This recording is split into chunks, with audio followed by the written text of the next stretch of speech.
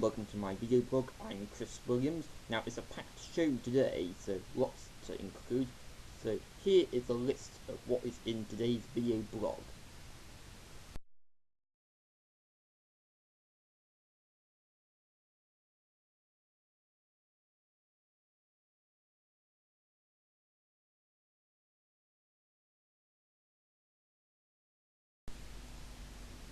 We live in a world where there is too much usage of oil products both for electricity and cars, and indeed with the increased number of people going on the internet, it seems that's only going to speed up the oil shortage.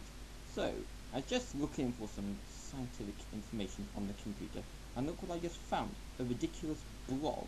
It seems to be some woman who seems to be performing some kind of live webcam facility where she gets strange men to leave messages for her. Well, I think this woman should get a proper job and get off the internet, because she's clearly going to cost the world valuable oil resources that's going to be detrimental to the general public in the long run.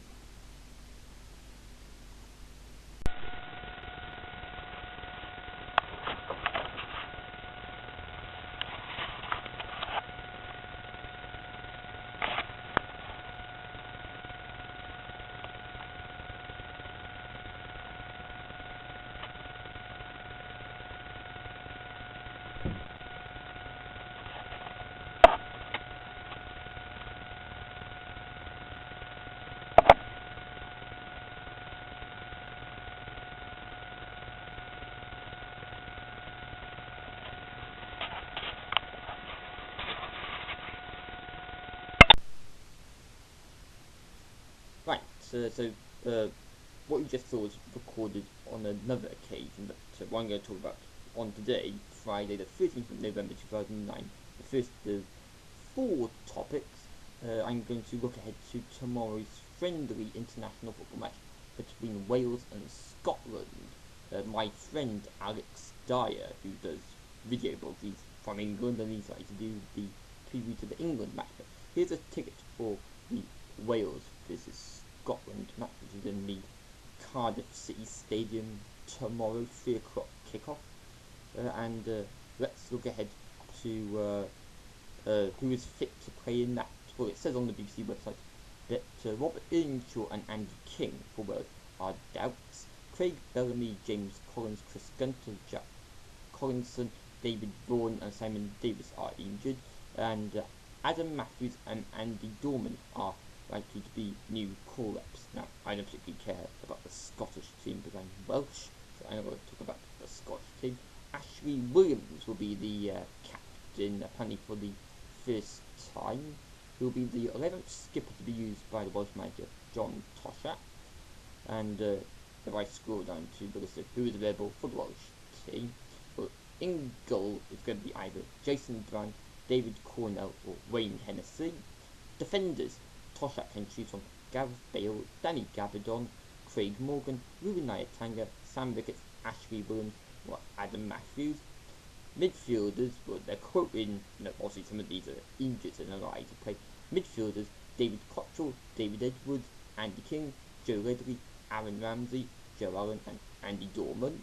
And then strikers, well, Rob Earnshaw is quoted, but these are directly your place. So Rob Earnshaw, Simon Church, Ched Evans, Jermaine Easter and Sam Vokes. Of course, this will be the second match that I have seen in the flesh. Those of you who joined for my Wales vs Russia video blog review will know that was my first match, which happened in the Millennium Stadium.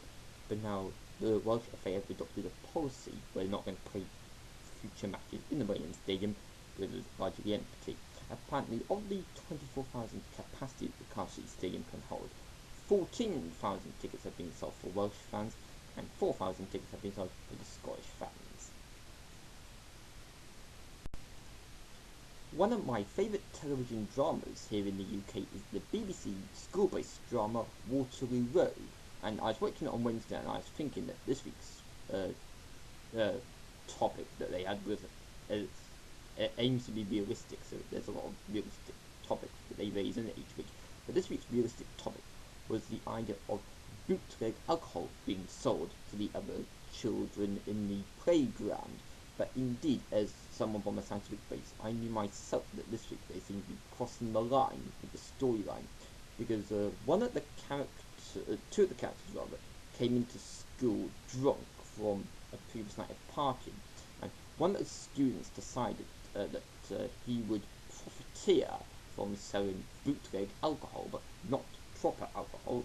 Instead, he stole ethanol, a chemical, from the science classroom and circulated it to everyone, for a fee, and he thought that was a money-making scheme. But of course, I know myself, ethanol has got danger labelled on the bottle, and if you drink it, you risk death.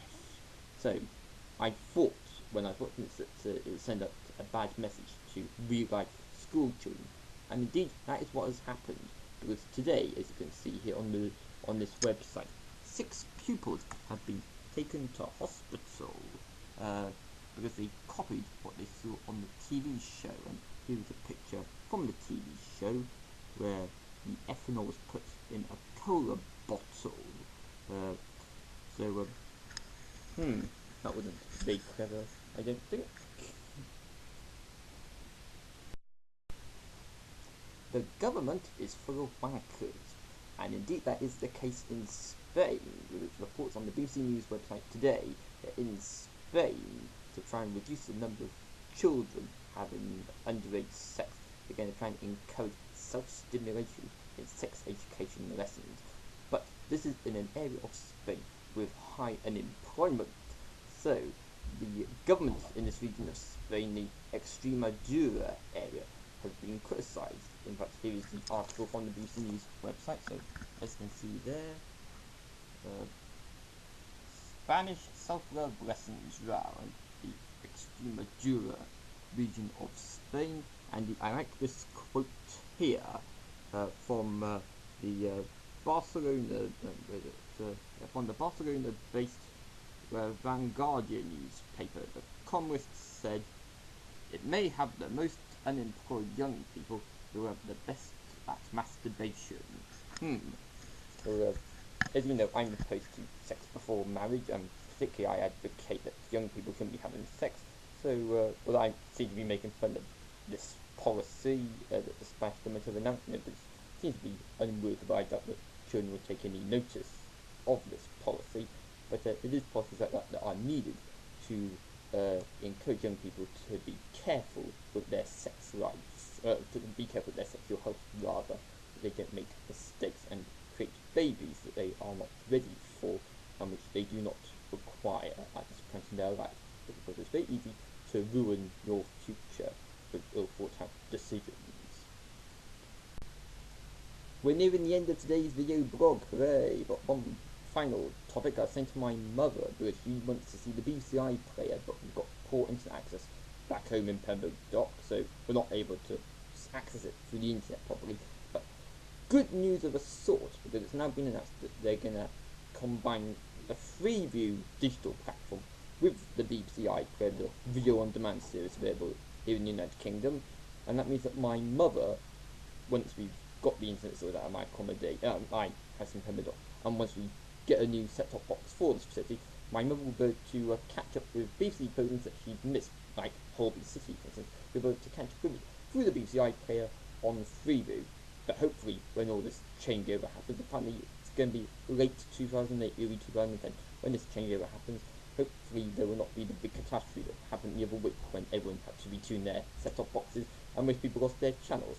Okay, we're short of time, so that's all for now. Until next time, bye for now. Bye-bye.